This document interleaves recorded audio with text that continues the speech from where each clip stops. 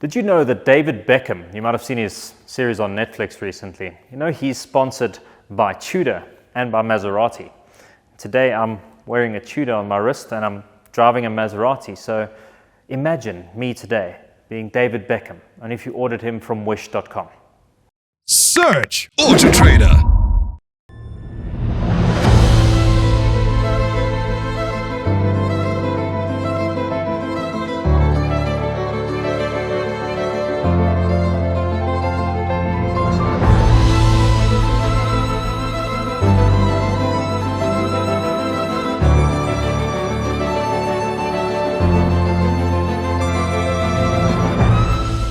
This is the Maserati Grecale, an SUV that slots in below the Levante, making this the most attainable Maserati that you can currently buy. Now, we have the car for a few hours today, so we're going to take it out on the road, give you an experience as to what it's like to drive. But before that, let's have a look at it in studio, chat you through some of the engines and powertrains available in the range, some of the features and the practicality available in this Grecale. An important aspect of any Maserati is its styling, and with a brand that's got a history of sports cars, that's very important when they're trying to make a successful SUV.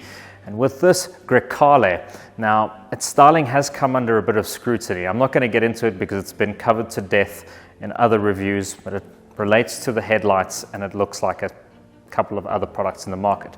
Other than that, we've got a very prominent Maserati grille. Side profile for me reminds me of the GT3200 from many years back, as does the rear end. So I certainly think the side profile and rear of the car are its best attributes, but overall a very nicely designed SUV in my opinion. So key attributes in any Maserati is of course this grille that houses the large Trident badge, which has been cleverly integrated with some of the semi-autonomous driver aids, but we'll get more into that just now. These are the 21-inch wheels. These are options on this particular variant, and as you can see here, we've got the 3 slats, very reminiscent of Maseratis of old. Definitely a core card of the Maserati brand. The powertrain is exceptionally important in a sporty SUV, and the Grecale range has got 2 4-cylinders and 1 twin-turbocharged V6. Now, the model that we're testing today is called the Modena, which is the mid-range version of the Grecale. So you get the same 2-liter turbo petrol with a 48-volt mild hybrid setup as you get in the GT model, but in the entry-level model you get 221 kilowatts and 450 newton meters of torque. This is 243 kilowatts and 450 newton meters of torque. Both of the 4-cylinder models are paired with an 8-speed automatic gearbox. Performance is claimed to be quite strong, 0 to 100 5.3 seconds in this particular model, and a fuel consumption figure of 9.2 liters per 100 kilometers. Now, for those who want serious performance, there is a 390 kilowatt twin turbocharged V6 in the Trofeo model, but perhaps we'll have a go in that at a later stage. Today we are focused on the hybrid, so let's head out on the road and see what it's like to drive.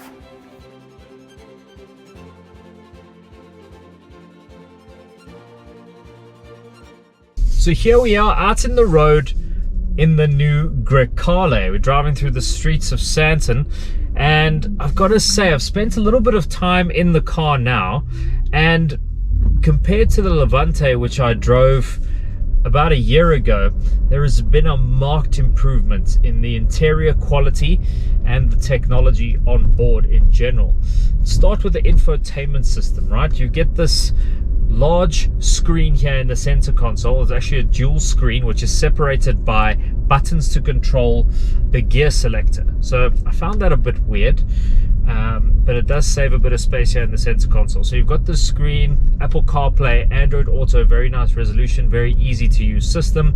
You've got everything from your Apple CarPlay to standard media.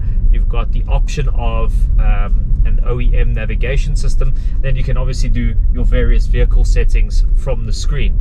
Below that is another screen for your climate control panel, but you can also adjust some settings on the climate control panel, which controls things like this little clock here in the center console. You can customize that. You can turn the clock into different, or you can change the clock's faces, should I say. You can turn it into a compass. You can change it to a G meter, or you can change it to measure how much brake force you're putting in versus how much throttle you're putting in. So it's it's quite handy. Moving over to the steering wheel here, this is lifted straight from the MC20 supercar, which is also relates to the steering wheel fitted on many Ferrari products. So that's a very good thing in general. You've got a start and stop button here on the steering wheel, which is convenient, and you've got the drive mode selector button on the other side. If you want to control your media, it's as with other products from Maserati, you've got the volume up and down and the skipping of track over there on the behind the steering wheel. I've also got these beautiful fixed shifter paddles here, which make a very satisfying click when you use them. It's up a gear, it's down a gear. That's a very nice click there. Being fixed I always prefer, because I feel like you know exactly where you are in orientation in terms of changing gears, whether you go up or down. In terms of the steering wheel, if you're going around a corner, you know whether it's up or down, which is a good thing. We get to the digitized instrument cluster as well, which is another area that Maserati has improved upon. You've got a configurable cluster here. When I change the driving mode on this side, you've got comfort, GT and sport, and that obviously changes the theme of the digitized cluster as well.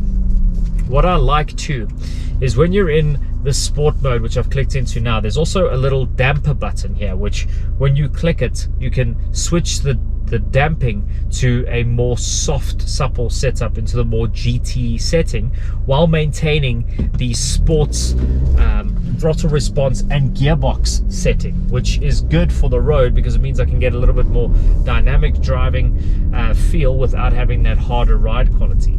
So I've left it in sport with the damper slacked off.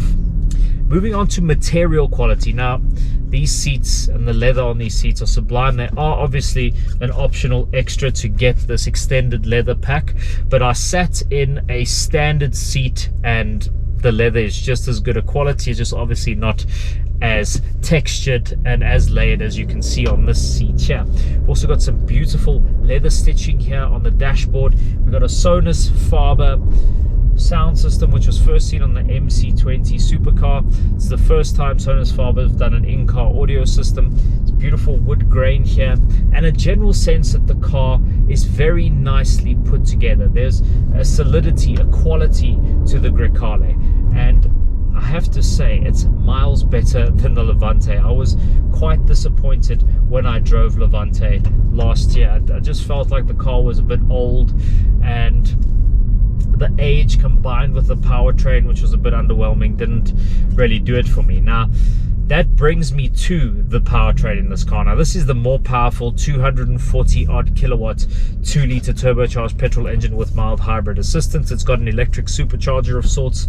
Now, the performance is okay. They claim just over 5 seconds, around 5.3 seconds, 0 to 100, top speed of 240 kilometers an hour.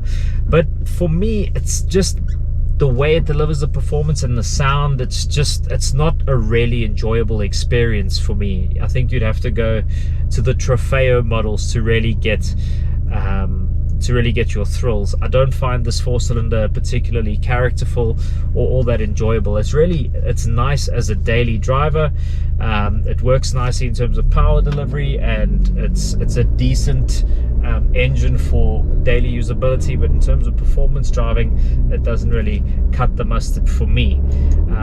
They do claim around, so there's a little boost there for you. You do get those burps on upshifts as you get in a lot of performance hatchbacks, but for me, honestly, this just doesn't feel really all that sporty. And this is the Modena, so this is one above the GT. The GT is even more subdued.